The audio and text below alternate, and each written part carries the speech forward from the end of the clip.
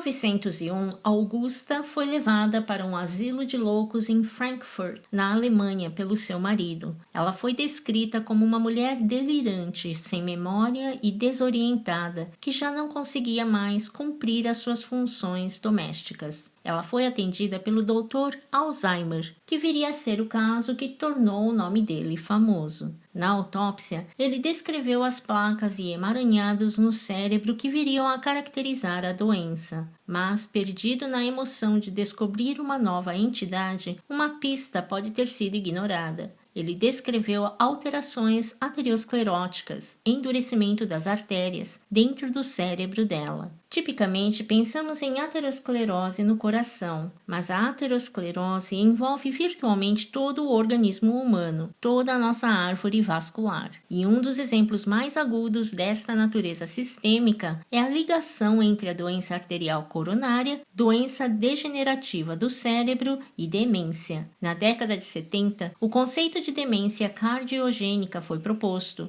Demência gerada a partir do sistema cardiovascular. Uma vez que o cérebro em envelhecimento é altamente sensível à falta de oxigênio e uma vez que os problemas cardíacos são tão comuns, era fácil imaginar que fosse assim que a demência pudesse resultar. E agora temos um corpo substancial de provas que associa fortemente a doença vascular aterosclerótica com a causa número 1 de demência, o mal de Alzheimer. Estudos de autópsia, por exemplo, demonstraram que indivíduos com o mal de Alzheimer têm significativamente mais estreitamento aterosclerótico das artérias no seu cérebro. Isto é como as nossas artérias cerebrais deveriam ser, abertas, limpas, permitindo que o sangue flua. Isto é como a aterosclerose nas artérias cerebrais se parece, entupidas com gordura e colesterol, fechando as artérias, restringindo o fluxo sanguíneo para o nosso cérebro. Que tipo de artérias cerebrais você quer ter na sua cabeça?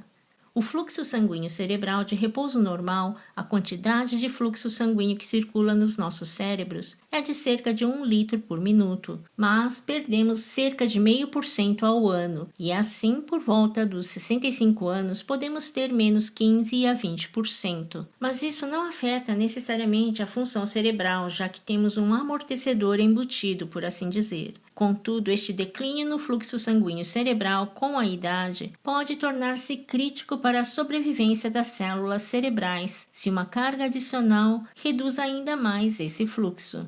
Esta redução do fluxo sanguíneo pode privar o cérebro de oxigênio, causar mini-derrames silenciosos, atrofia cerebral e encolhimento, cujos efeitos cumulativos parecem desempenhar um papel fundamental na aceleração e aumento no desenvolvimento e evolução do mal de Alzheimer. Se olharmos para a quantidade de aterosclerose nas artérias que fornecem sangue especificamente para os centros críticos de aprendizagem e memória do cérebro, esta é a quantidade de aterosclerose grave que se vê em controles saudáveis não dementes, em comparação com aqueles com o mal de Alzheimer. À luz de tais constatações, alguns sugeriram que a doença fosse reclassificada como um distúrbio vascular, o que é uma boa notícia, porque a aterosclerose é potencialmente reversível. Estes resultados foram confirmados em 2 estudos maiores, mais de 1.000 autópsias cada um, os quais encontraram a mesma coisa.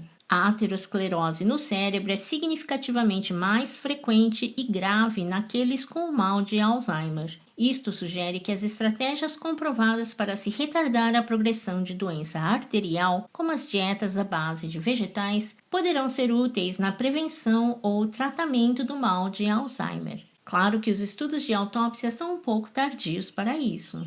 Assim, para se avaliar o impacto do estreitamento arterial intracraniano na progressão de déficit cognitivo moderado até o mal de Alzheimer, os pesquisadores acompanharam 400 pessoas com déficit cognitivo durante 4 anos usando a angiografia CT, na sigla em inglês, especiais para se avaliar a quantidade de obstrução de artéria cerebral. A cognição daqueles com a menor quantidade de aterosclerose nas suas cabeças permaneceu bastante estável ao longo dos anos, mas aqueles com mais acúmulo de colesterol pioraram e aqueles com o maior bloqueio declinaram rapidamente. e o mesmo com a capacidade para realizarem atividades na vida diária, e duplicou a progressão para desenvolvimento completo do mal de Alzheimer. Um suprimento ineficiente de sangue para o cérebro tem consequências muito graves no funcionamento cerebral. Mas será que o tratamento de fatores de risco vasculares como hipertensão arterial e colesterol elevado fazem realmente diferença? Nós não sabíamos até agora. 300 pacientes com o mal de Alzheimer e aqueles com todos os seus fatores de risco vascular tratados mostraram significativamente menos declínio, como uma progressão abrandada da doença, do que aqueles que não foram tratados. Foi dito que o objetivo da medicina é oferecer aos pacientes esperança, e quando não há esperança, compreensão.